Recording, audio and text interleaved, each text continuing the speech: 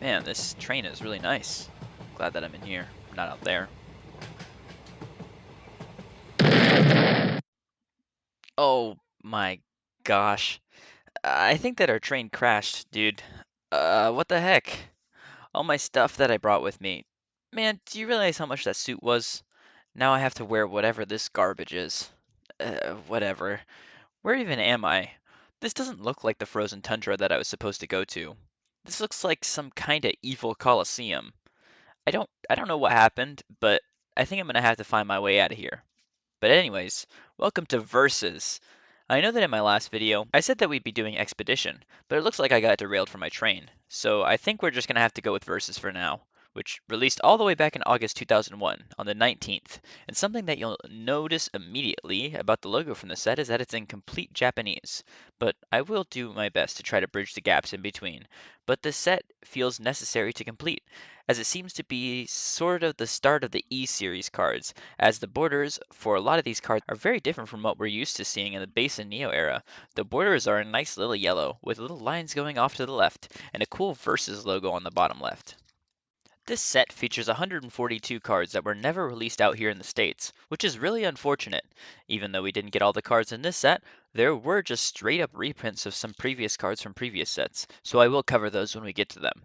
Also, something to note is that the reason that the set never came to the States is supposedly because every Pokemon in this set is a basic Pokemon, which means that even typically having two-stage Pokemon like Crobat were just basics in this set, and the Pokemon Company International assumed that this would probably break the game, so he never got these cards in the States. The cards in this set feature Gym Leaders cards once more, just like Gym Heroes and Gym Challenge, so that's a nice little fun fact. I am super excited to go over this set, and something amazing about this one is that I can do all the artists almost exactly in order for the set numbers, so let's just begin. Atsuko Nishida is one of the first ones to start us off here, illustrating 7 cards for Versus, and they did all of Falkner's Pokemon, being the Falkner's Pidgeot, Fearow, Farfetch'd, Dodrio, Togetic, Delibird, and the holographic Falkner Skarmory. The Pidgeot is gorgeous. The illustration is super unique for a Pokemon like Pidgeot. I feel like in many of the previous iterations of this Pokemon, the lines are typically super thick, but this one has some nice thin lines with the sun peeking out over a mountain, and the Pidgeot stands on what I assume to be the leaves of a tree, looking forward into the distance. I like the pose, I like the lens flare, and starting us off Reverses is a very nice strong card by a very nice strong artist. The Fearow is also quite cool, as it flaps its wings and flies away, and the sea and pointy rocks can be seen in the background. Compared to the Pidgeot, this Fearow is a little bit more intimidating, but it's still dynamic and nice overall. The Farfetch'd is super adorable. It looks like it's going into a building and opening the door with its leek firmly in its mouth. But it's nicely in frame. You can see everything is all close up and close to the ground. I'm happy about this Farfetch'd, which is something I didn't think I'd ever say in a million years. The Dodrio is super cute too. All the different heads have different emotions. The one on the left side is looking concerned at the middle one, which is upset and determined, and the one on the right looks more sad than the other two. It looks like they are on some sort of sand dunes, and I really like the vibe with the transitioning deep night sky. The Togetic is cute too, as it takes up the whole card, smiling and bounding towards the camera, like the effects around it and the clouds below it, along with the nice super bright blue.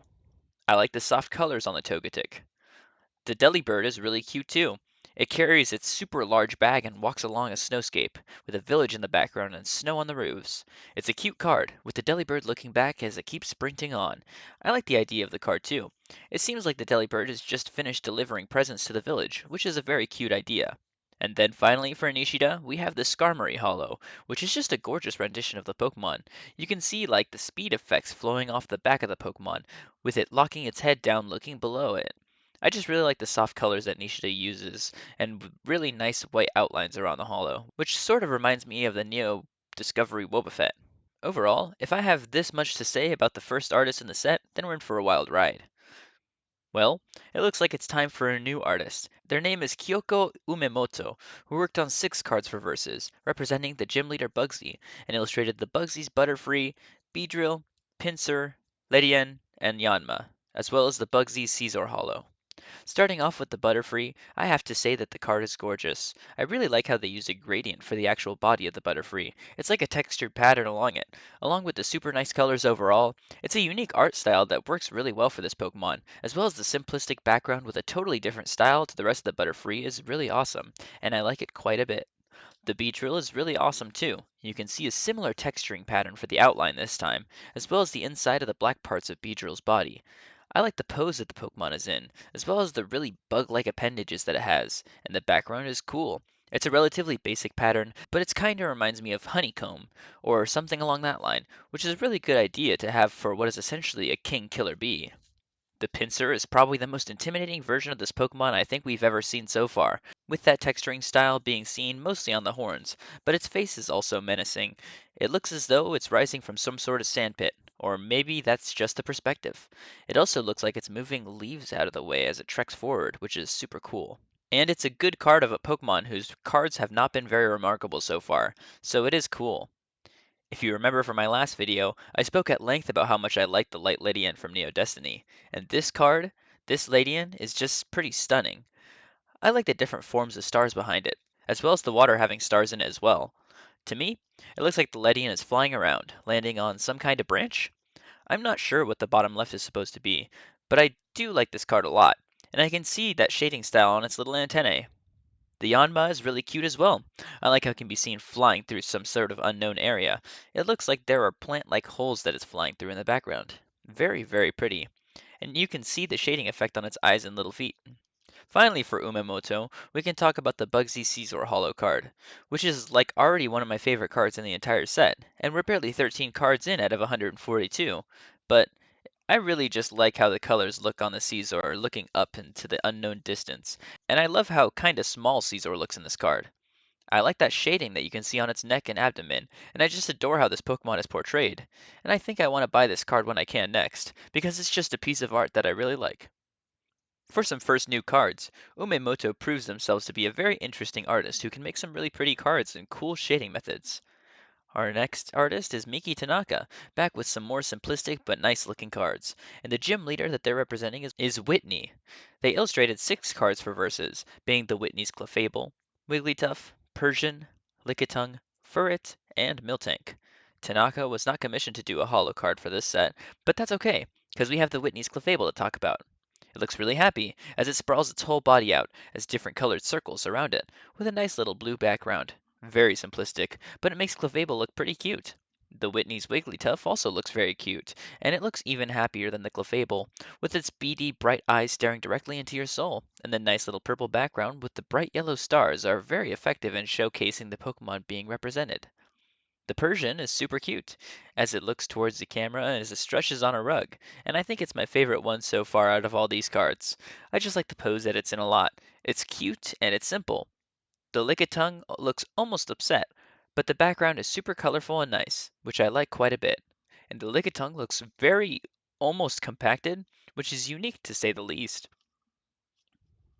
The Furret is cute. I like how it's sleeping next to some plants, and I like how almost long its face is, and it's smiling. I just think that it's really cute. It reminds me of the Persian that we just saw. And finally for Tanaka, there's the Miltank, which is very cute, with it sticking out its tongue on a farm, and it's seen just walking around with a simple blue background and nice white clouds. For Tanaka, I'm happy to see them working on more cards with the TCG, and it's nice to see new cards from them in verses. Naoyo Kimura has returned to illustrate 7 cards in verses and represented Morty in the TCG, with the Morty's Ninetales, Gengar, Hypno, Marowak, Noctowl, the Murkrow Hollow, and then the Morty's Mischievous. To say these cards are gorgeous would be the biggest understatement of the century. The Morty's Ninetales is literally awesome. Its tails coil around it and move in all different directions, and it's snarling with some cool bamboo and fire surrounding it. The Morty's Gengar does have its tongue way out, like way out. You can see it poking almost through the card, which is a little bit concerning. But other than that, the beautiful orange and deep purple sky along with the moon in the background with some dead trees in the background as well makes for a gorgeous Gengar card that's iconic and one that I've been able to hold in the past before. And the card does definitely feel better in person. The Morty's Hypno is absolutely amazing. The pose that it's in, reaching for something, with light radiating off of both of its pendulum and its fingertip, is amazing, and the wooden bamboo-like flooring really adds to the card, and it's just a wonderful rendition of a weird Gen 1 Pokemon. The Morty's Marowak is yet another striking card by Kimura, with a bunch of Ghastlies flying around in the background, with the same purple and orange colors in the back. But instead of the moon, there are some big stone pillars around the Marowak, which has the camera looking up from below, which is an amazing shot that really accentuates the Marowak to looking awesome and dynamic all at the same time. The Noctowl continues the trend of having the moon in the background, with a deep purple sky, but the wings of the Noctowl spread to break the trees in the background apart as they curve around it. And like I said, the moon can also be seen in the background of this card, and the pose that Noctowl is in is menacing and unique. The holofoil on the Murkrow card is really cool, as there is orange that bleeds around the side of it, and the pose that it's in make it look almost genuinely frightening. The Mischievous is cute too, as it looks back with a nice little tree in the background, with clouds obscuring the moon in the background as well. And yet again, this is a cool rendition of a not super remarkable Pokemon typically. So overall, Kimura has made some absolutely gorgeous cards for verses that we will most likely never see here in our English language. Our next artist that we're moving on to is Yukiko Baba, who worked on 6 cards for the set, and the gym leader that they were assigned is the gym leader Jasmine. And the cards that they worked on are the Jasmine's Raichu, Magneton, Electabuzz, Jolteon, Ampharos, and the Jasmine Steelix holographic card. Baba's style is really interesting.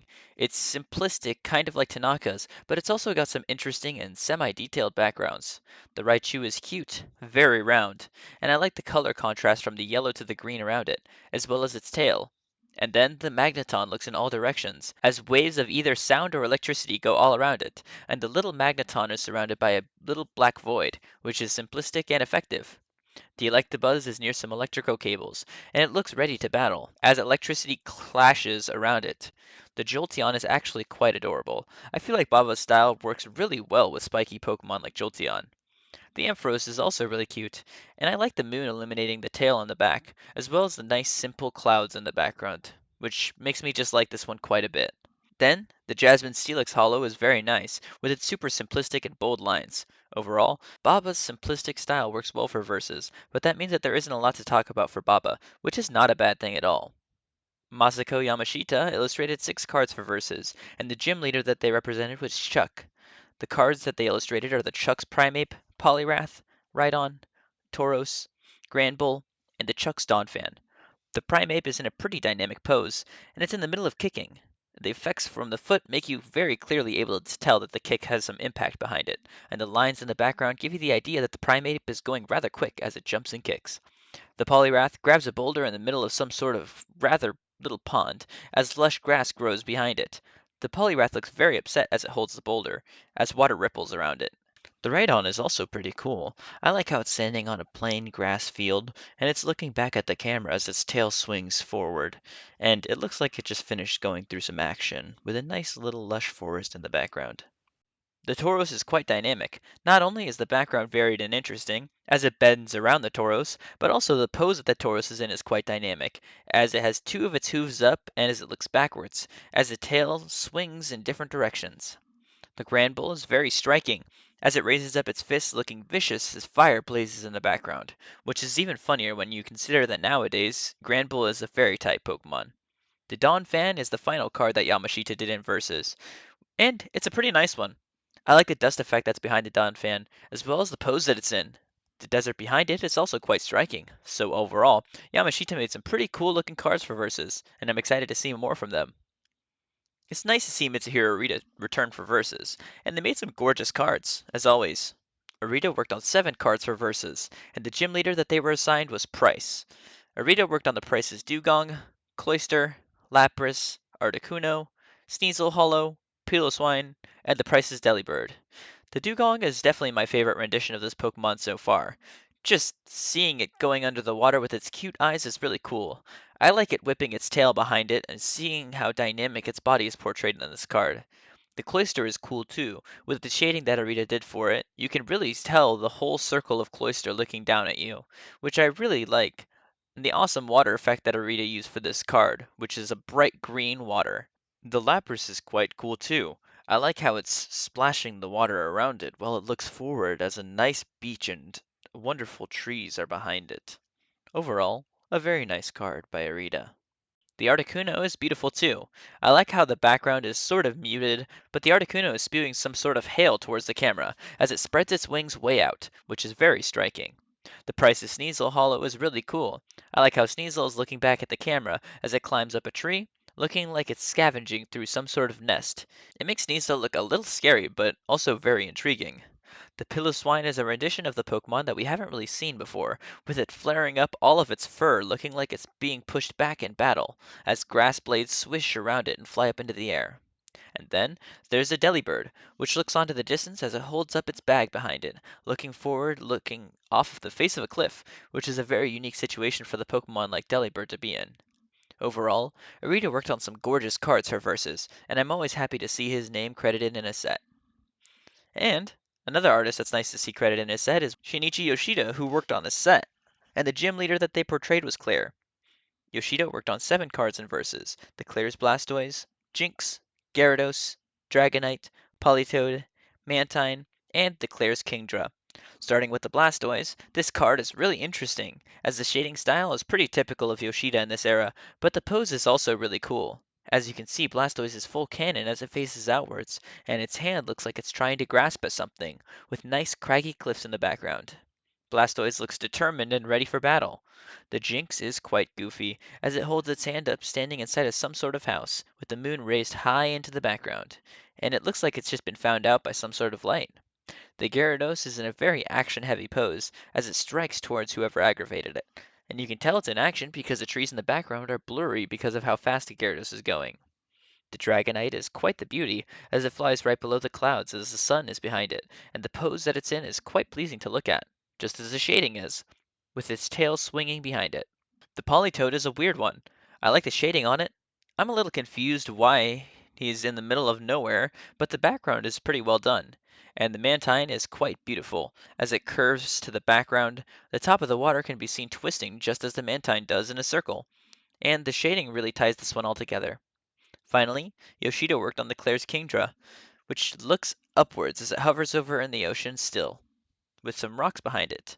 I like the top of the card is brighter than the bottom, and the use of colors and shading are what make this card what it are.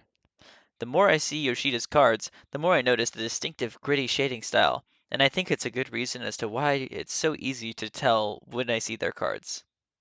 Now I can talk about an artist who's only received 1 card in a previous set, being Etsuya Hattori, who worked on the Sun Current for Neo Destiny. But in this one, Hattori worked on 2 cards, and was assigned Lieutenant Surge, working on Lieutenant Surge's Raichu, as well as the Lieutenant Surge's Lantern. For only being their second and third cards, these ones are actually quite nice. I like how the Raichu looks to be deflecting some sort of attack, or shooting some sort of electricity out of its tail like a beam. The heavy shading on the card as well as the simple, liney background make the card look very, very striking. Same can be said with the lantern. The colors are a bit striking, but the lighter and white blue towards the top left, along with the darker blue towards the bottom right, with the lantern illuminating the area around it is really, really nice.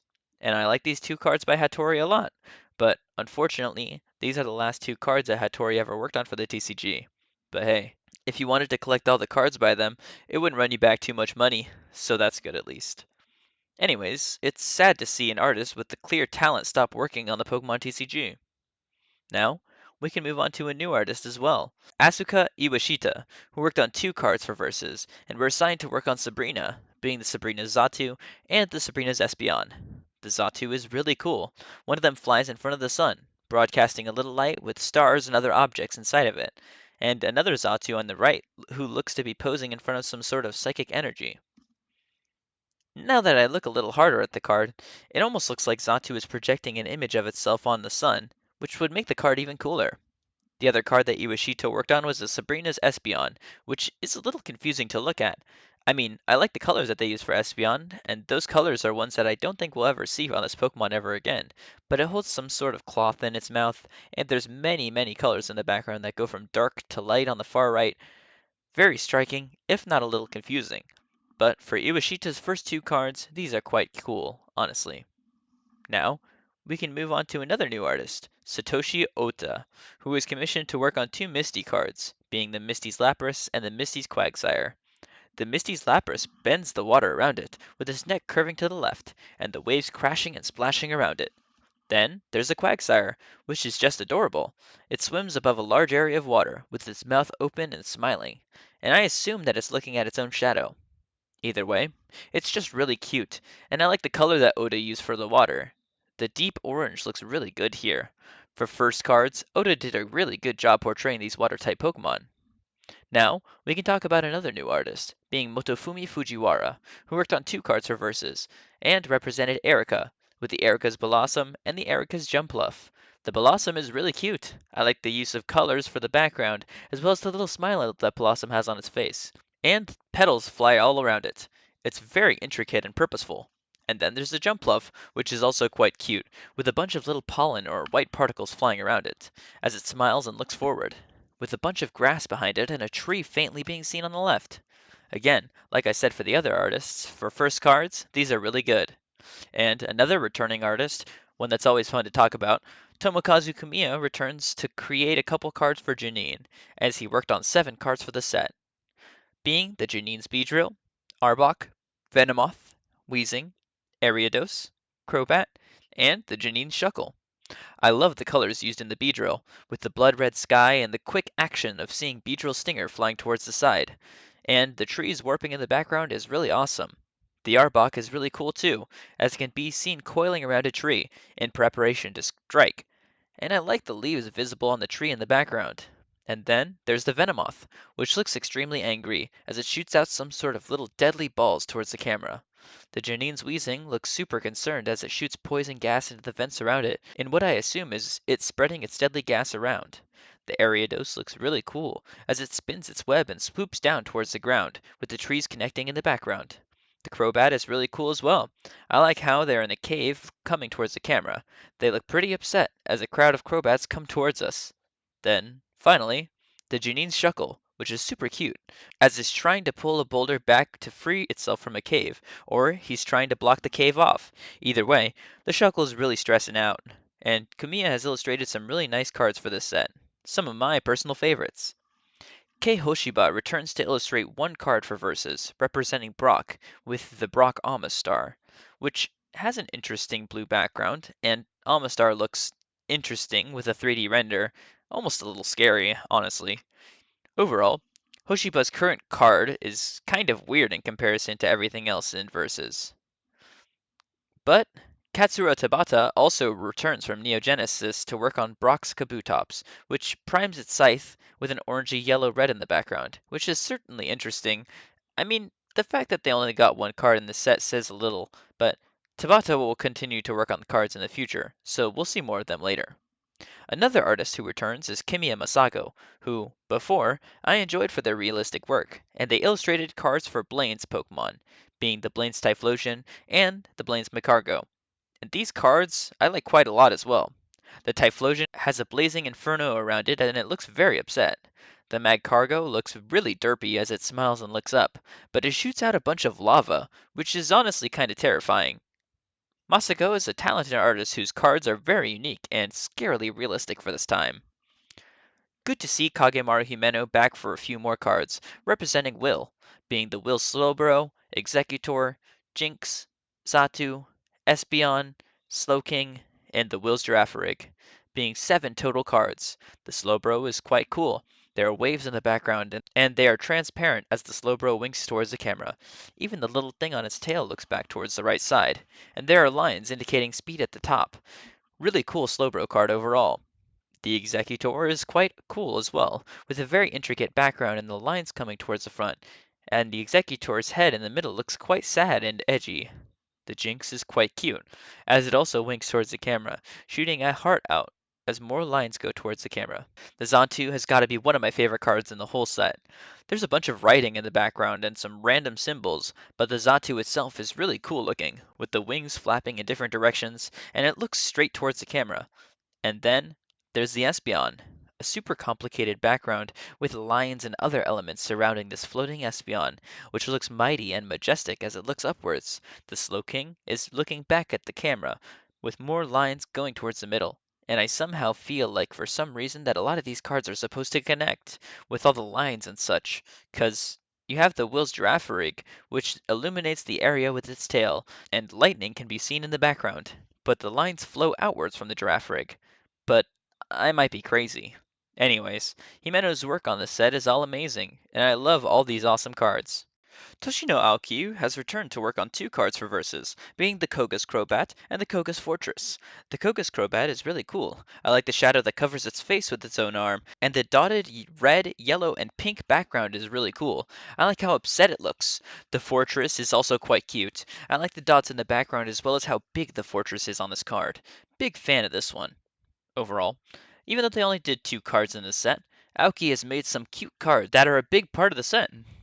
Next is Yukamori, who worked on 6 cards for the set, and he represented the Elite Four member Bruno, being the Bruno's Machamp, Hitmonlee, Hitmonchan, Steelix Hollow, Ursaring, and the Bruno's Hitmontop.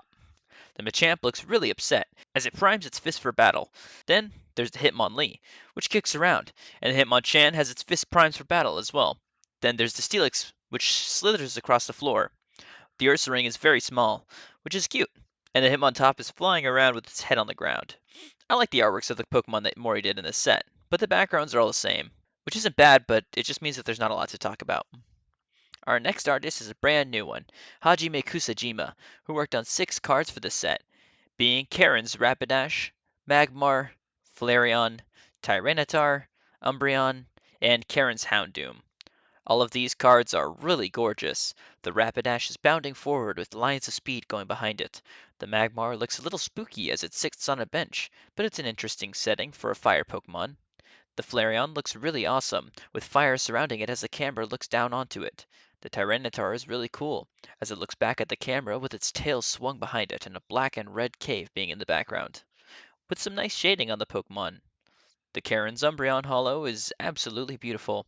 Not having a background isn't actually a bad thing when a card looks like this. The shading and the glow effect is perfect, mixed with the sleepy Umbreon is just awesome, as well as being a super cute card overall. Then there's the Karen's Houndoom, which is just majestic, with clouds in the background and a cliffside that the Pokemon is standing on with a dead tree in the background. I like how the head of the Houndoom lines up with the sun in the background, and I think it's really gorgeous. For first cards, giving Kusajima so many awesome Pokemon cards was a phenomenal decision. Our next artist is one I've spoken about in length in our last video, being Hironobu Yoshida, who is in charge of some of the Team Rocket's Pokemon, being the Wobbuffet, Raikou, Entei, and the Rocket Suicune. All of these cards are beautiful holographic cards.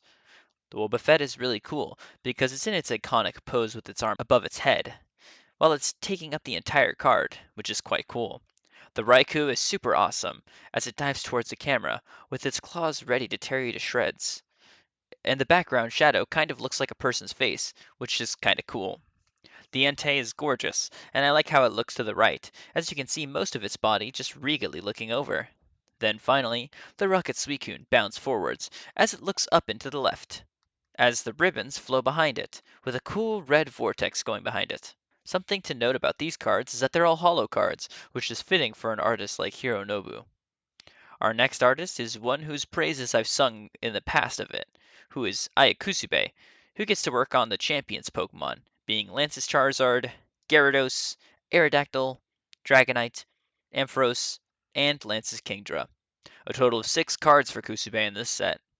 I really like the Charizard that Kusube did. It looks scrunched up and really cool with its flaming tail, and like other Kusube cards, the colors and shading are phenomenal, just like on the Gyarados, who you can see the entirety of in the card, which is really cool.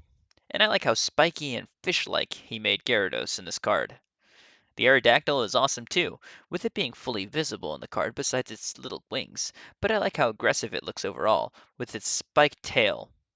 And then there's the goofy and cute Dragonite, who looks very curious, but also silly with that distinctive cool shading style. And the same can be said with the Ampharos, who looks silly but also very well drawn, with a big smile on its face and its tail in the background illuminating the area around it.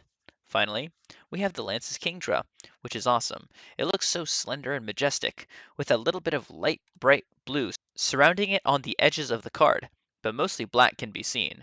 The simplistic colors mixed with the masterful shading are a good reason as to why I like Kusube's cards, and they are a very talented artist.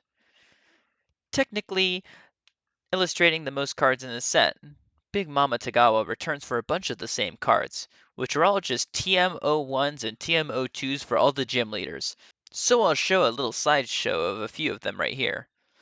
This also includes the Elite Four and Team Rocket as well, so they are a little bit more interesting, but only just a little bit.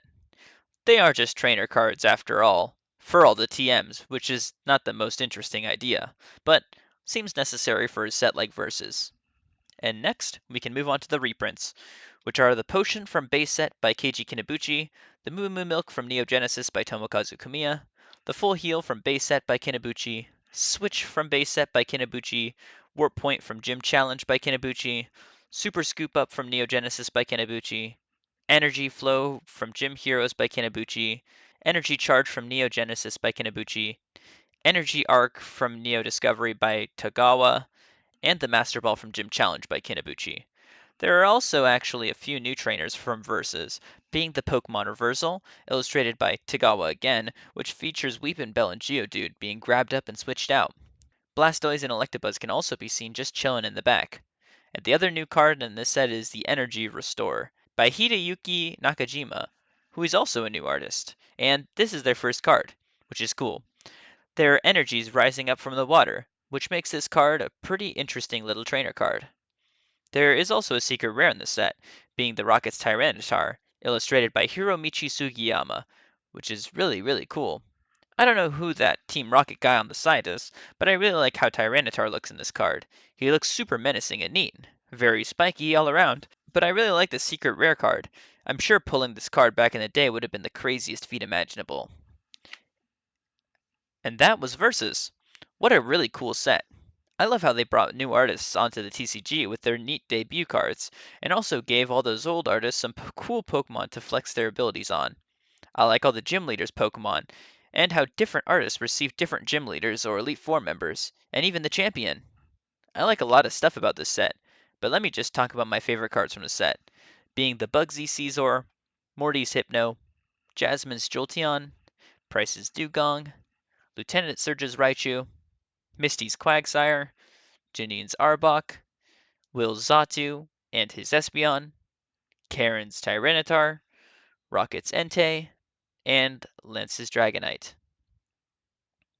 This set was really awesome to cover, and I love all the artists who worked on it. It's just a shame that we were never able to receive this set in the West, as I would have loved to master this set a lot. Anyways, I've got to find my way back to the train because this is terrible overall. I mean, seriously, I just can't believe I lost my suit. Anyways, I'll find my way out of here, and I'll see y'all in the next set, being the actual expedition set. Anyways, I'll see you guys in the next one. Peace.